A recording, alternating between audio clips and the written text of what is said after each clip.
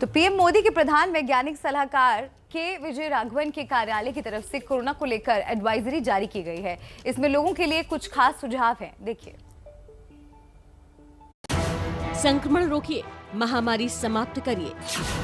Mask, दूरी, स्वच्छता और खुली हवादार जगह, ये वो 4 मंत्र हैं जो पीएम मोदी के प्रधान वैज्ञानिक सलाहकार ने संक्रमण को रोकने के लिए दिए हैं। सबसे खास चौथा मंत्र है जिसमें खुली हवादार जगह का जिक्र किया गया है। राघवन के मुताबिक संक्रमित व्यक्ति के छींक से वायरस 10 मीटर की दूरी तक जा सकता है, इसलिए जगह हवादार होने से सामुदायिक रूप से बचाव हो सकता है।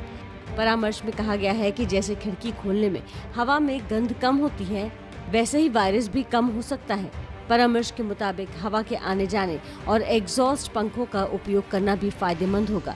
ऐसा करने से हम घर और दफ्तर दोनों जगह सुरक्षित रह सकते हैं।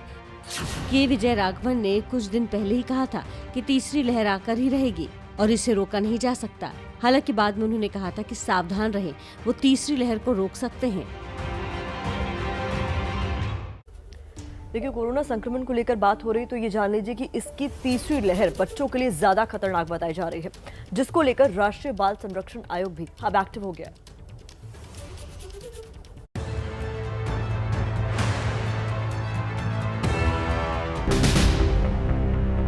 भविष्य में संक्रमण से बच्चों की सुरक्षा की तैयारियों का ब्लूप्रिंट क्या होगा और कैसे इसे लागू किया जाएगा, ये सारी जानकारी राष्ट्रीय बाल संरक्षण आयोग यानी NCPCR ने ICMR और स्वास्थ्य मंत्रालय से मांगी है। और इसी सिलसिले में NCPCR ने ICMR के DG और स्वास्थ्य सचिव को चिट्ठी लिखी है। चिट्ठी में कोरोना की सूरत में बच्चों के इलाज और मेडिकल प्रोटोकॉल की जानकारी साझा करने का अनुरोध किया है।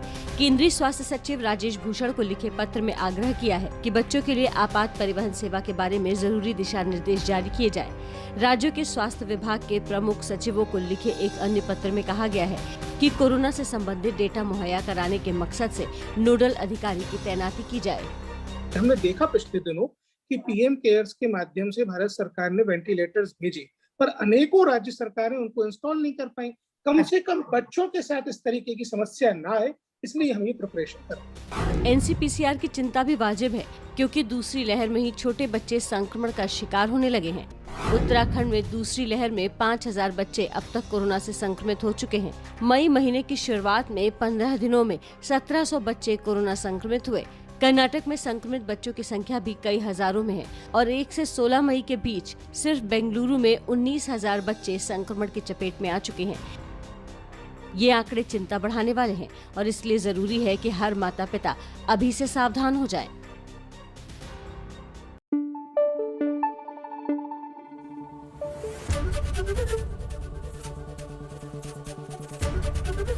ABP न्यूज आपको रखे आगे।